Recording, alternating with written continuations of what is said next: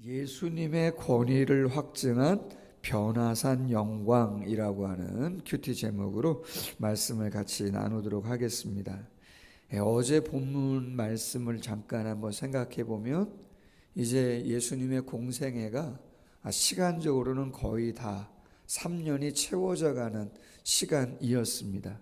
저 북쪽 갈릴리 호수를 중심으로 한 가버나움을 센터로 한 그 북쪽의 사역이 이제 거의 다 마쳐졌고, 예수님이 마지막 예루살렘으로 내려오셔서 십자가를 지시고 부활하시고 승천하시는 마지막 사역을 앞에 두고 있는 거의 공생의 끝자락입니다. 그런데 희한하게 예수님께서 남쪽으로 내려오지 아니하시고 오히려 더 멀리 40km 정도가 떨어져 있는 빌립보 가이사랴 빌립보 지방에 찾아가셨다는 거죠.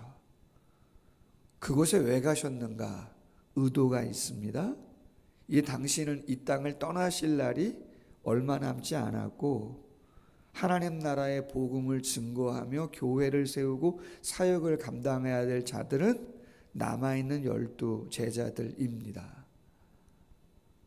가장 중요한 게 뭔가? 그것은 신앙의 고백이죠. 세상 사람들이 뭐라고 하든 과연 너희들은 나를 누구로 믿느냐라고 하는 게 중요하다는 거예요. 그래서 우상의 도시, 황제의 도시, 세상의 모든 것들이 가장 온전하게 갖춰져 있는 헤롯 빌립이, 그렇죠, 로마 황제 가이사에게 헌정한 그 도시, 최고의 신도시죠. 그 한복판에 가서 그들에게 내가 누구인가 신앙의 고백을 온전히 하게끔, 그리고 그 신앙의 고백 위에 교회를 세우겠다 이야기하신 거죠. 그리고 나서 말씀하신 게 뭐였습니까? 그렇죠, 내가 이제 제사장들과 서기관들에게 붙잡혀서 나는 죽게 될 거다. 처음으로 십자가 고난에 대한 말씀을 예고하신 거죠. 그러나 부활할 거다고 이야기했어요. 그리고 나서 말씀하신 게 베드로를 꾸짖잖아요. 그렇죠? 베드로를 꾸짖어요. 사탄아, 내 뒤로 물러가라 하시면서 하나님 일을 생각해야지 사람의 일을 생각했다. 자기를 부인하고 십자가를 지고 나를 따라야 된다.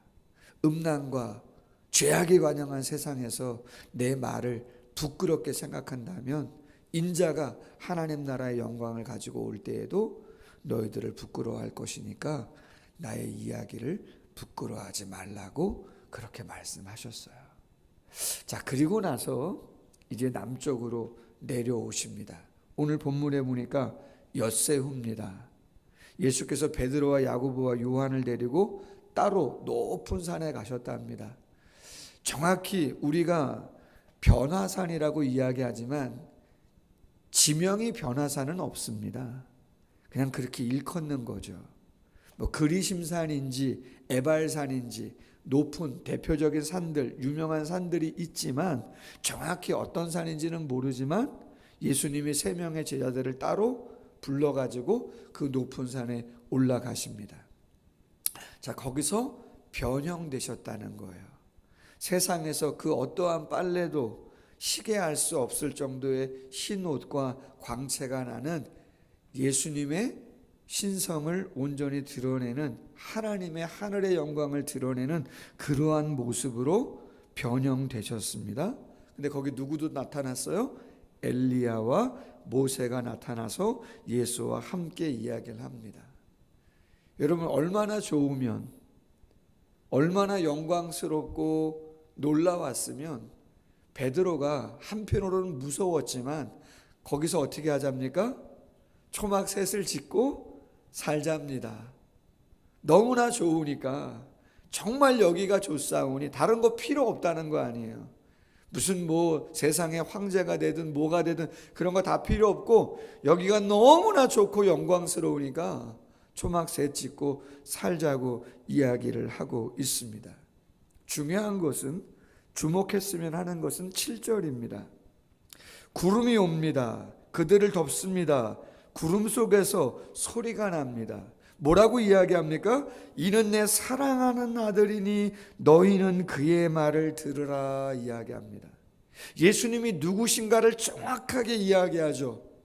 주는 그리스도시요 살아계신 하나님의 아들입니다 라고 했던 신앙의 고백을 확증시키는 변화의 모습이었다라고 하는 거예요. 예수님이 누구신가를 그 변화산의 영광을 통해서 정확하게 보여줍니다. 예수님이 십자가에 죽으시고 부활하신다고 말씀하셨는데 그 말씀을 정말 확증해 주시는 거다라고 하는 거예요. 예수님이 공생애를 처음 출발하시면서 요단강에서 세례 요한에게 세례를 받고 올라오실 때에도 하늘에서 소리가 났습니다. 성령이 비둘기같이 임하면서 음성이 들렸죠. 이는 내 사랑하는 자요 내 기뻐하는 자다라고 하는 말씀이 선포됐어요. 시편 2편에 있는 말씀인데 그 말씀은 우리가 잘 아는 대로 이스라엘의 왕들이 취임할 때 대관식 왕관이 씌워질 때에 그 시편 2편의 말씀을 낭독했거든요. 근데 시편 2편은 메시아 예언시입니다. 예수님이 누군가, 이 땅의 메시아로 이제 공생애를 출발하는 시점에 그 시편 2편의 말씀이 선포되어진 거예요. 예수님이 어떤 분이신가, 어떤 일을 할 것인가를 알려주는 그러한 음성이었다는 거죠. 오늘 말씀도 그러한 의미입니다. 이는 내 사랑하는 아들이니 너희는 그의 말을 들으라. 그의 말은 진리라는 거죠. 사람 일 생각하지 말고 하나님의 일을 생각하라. 자기를 부인하고 십자가를 쫓아라. 사명의 길을 살아가라. 음란과 죄악이 관영한 세상에 휩쓸려서 나의 말씀을 쫓아가는 그것을 부끄러워하지 말고 오직 예수 그리스도의 말씀을 따라서 온전히 순종하며 살아가라. 그게 진짜 삶이고 그게 남는 삶이다. 할렐루야. 여러분, 솔로몬도 전도서 12장에서 마지막 구절 13절에서 그렇게 얘기하지 않아요? 일의 결국을 다 들었으니 이것이 결론이다라고 하는 거예요. 그게 뭐예요? 하나님을 경외하고 그분의 말씀을 지켜 행하라. 하나님은 선악간에 모든 일을 심판하신다. 남는 삶이 뭐라는 거예요? 하나님 경외하고 그분 말씀대로 살았느냐 안 살았느냐. 오늘 저녁 수요 영성 예배 때 말씀 나누겠지만 여러분, 세상의 모든 것들은 육신의 정욕이나 안목의 정욕이나 이생의 자랑은 그냥 이 땅에서만 있다가 없어지는 것이고 영원히 남는 것은 내가 하나님의 말씀을 믿고 순종한 삶이 남는 것입니다. 아멘이죠? 그것이 남는 것입니다. 사랑했는가? 섬겼는가? 그렇죠. 인내했는가? 말씀 따라 순종하며 살아간 것이 남는 것이죠. 변화산이 왜 필요했는가? 그렇죠. 확증을 주시는 거죠. 비록 십자가의 길을 가지만, 세상과는 좀 다른 길을 가지만 예수님이 하나님의 아들 메시아일 뿐만 아니라 그분의 말씀이 진리니까 그 말씀 꽉 붙잡고 살아라. 할렐루야. 확신을 주는 거죠. 시간이 지나갑니다. 문득 둘러보니 아무도 보이지 않고 예수와 자기들 뿐이었습니다. 자, 여러분, 가끔 기도원 예전에는 자주 갔었는데 솔직히 제가 신학생 때만 해도 한 20, 30년 전만 해도 기도원 좀 꽤 갔습니다.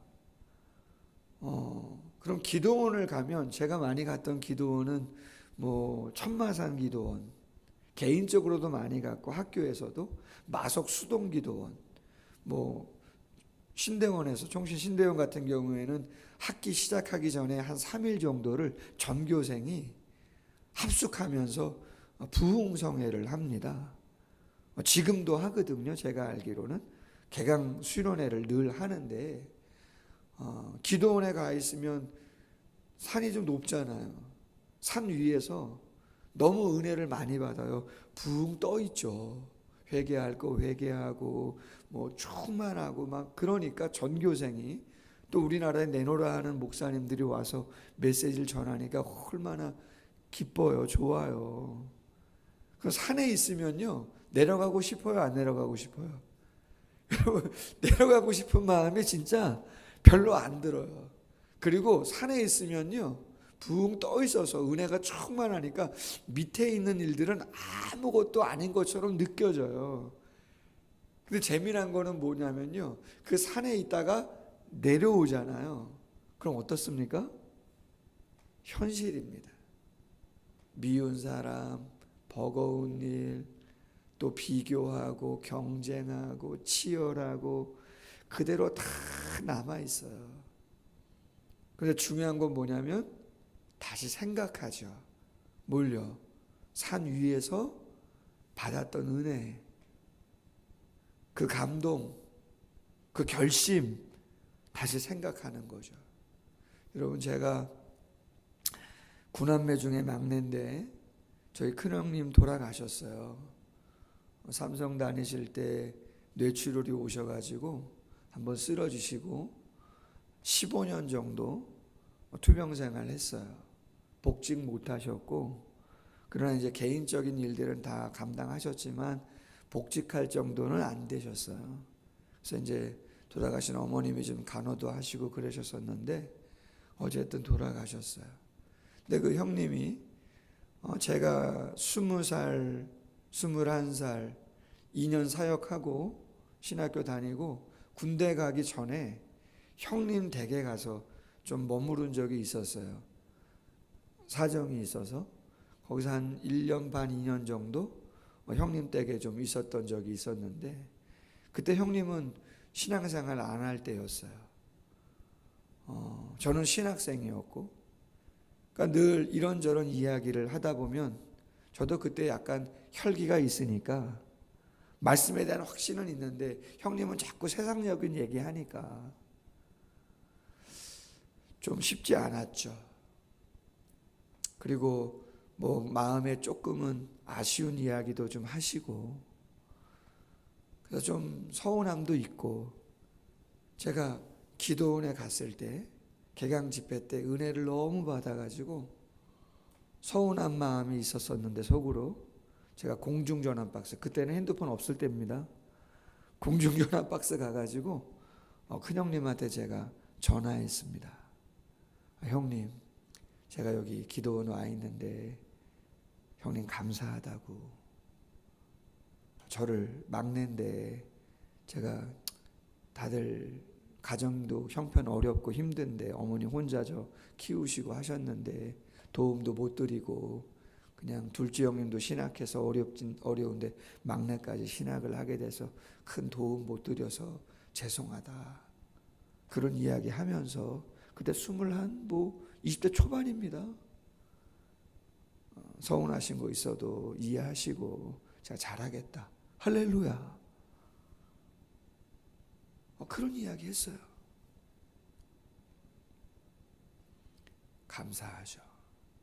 여러분, 우리가 아무리 은혜를 받고 충만하고 그래도 어쨌든 우리는 산 위에 있을 사람이 아니고 우선은 이 땅에서는 산 안으로 내려와야 될 사람들이에요.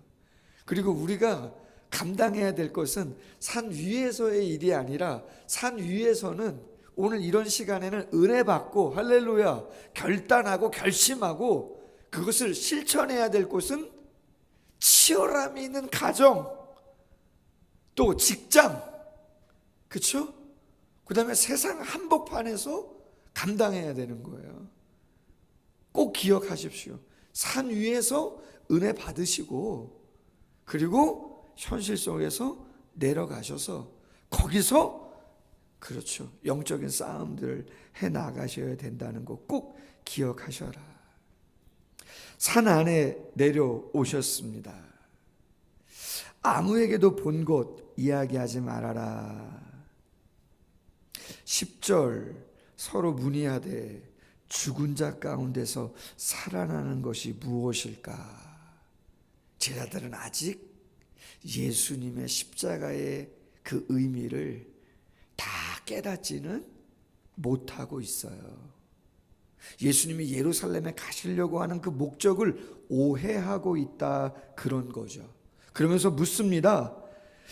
서기관들, 바리새인들이 엘리야가 먼저 와야 된다는데, 메시아가 오기 전에 엘리야가 먼저 와야 된다는데, 말라기 4장 5절과 6절에 보니까 여호와의 크고 두려운 날이 이르기 전에 내가 선지자 엘리야를 너희에게 보내리니 그가 아버지의 마음을 자녀에게로 돌이키게 하고 자녀들의 마음을 그들의 아버지에게로 돌이키게 하리라 예언했는데, 엘리야가 와야 된다는데 도대체 당신이 메시아면 엘리야가 도대체 언제 어떻게 왔다 간 겁니까? 아직 안 온 것 같은데 언제 오는 겁니까? 묻는 거죠. 그랬더니 예수님 말씀이 뭐예요? 엘리야가 왔다는 거죠. 왔었다는 거예요. 그런데 사람들이 함부로 대했다는 거예요. 그럼 그 엘리야가 누구라는 거예요?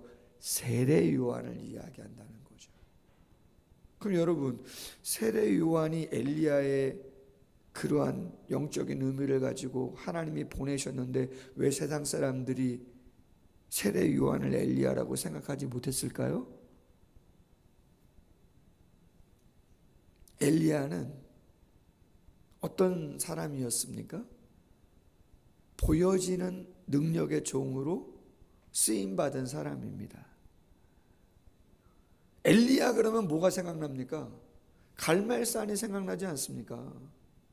불을 내려 제단을 태웠던, 바알과 아세라 선지 850명을 다 몰살시켰던 그 가뭄에 과부의 떡반죽 그릇 끊이지 아니하도록, 또 그 집의 주인의 아들을, 죽은 자를 살리기도 했던, 비가 오게도 했던, 죽을 때는 어떻게 죽었어요? 이 땅에서 죽었나요? 아니요. 죽음을 경험하지도 아니하고 마지막은, 그렇죠, 불말과 불수레를 타고 하나님이 보내신 걸 타고 승천했던 놀라운 영광스러운 능력의 종이죠. 세례 요한은 어떻습니까? 세례 요한은요, 광야에서 외치는 소리예요. 무슨 집이 변변했어요? 먹는 거는 메뚜기와 석청이고 가죽 옷에 허리띠 정도 남루한 옷 입고 살았답니다. 그가 죽을 때는 어떻게 죽었습니까? 바른 소리 했다고 헤로디아의 딸에게 청에 의해서 참수당하는 비참한 모습으로 세상적으로는 죽은 거 아니에요? 그것도 젊은 나이에. 그렇다면 여러분, 세상의 관점에서 볼 때 엘리야와 세례 요한의 세상적인 모습은 세례 요한이 엘리야라고 생각하기에 결코 쉽지 않습니다. 영향력은 대단했습니다. 세례 요한도 하나님의 선지자임을 모두가 알 정도로 광야에 가서 그의 말에 귀를 기울일 정도였지만, 그럼에도 불구하고 엘리야와 세상적인 눈으로 비교해 본다면 너무나 차이가 컸던 거죠. 여러분, 우리는 생각해야 됩니다. 목사뿐만 아니라 어떤 중직자, 어떤 성도님들, 그 겉모습이 세상적으로 대단해 보이고 영향력이 있고 뭔가 나타내 보이는 무엇이 있다 할지라도, 혹은 그와 반대로 참 부족하고 없어 보이고 연약해 보인다 할지라도, 예수님이 세례 요한에 대해서 뭐라고 이야기합니까? 여인이 낳은 자 중에 가장 큰 자가 세례 요한이 아니겠느냐라고 하는 말씀을 하신 적이 있습니다. 말씀을 맺습니다. 예수님이 첫 번째 순환에 대한 예언을 하시고 변화산에 내려오셔서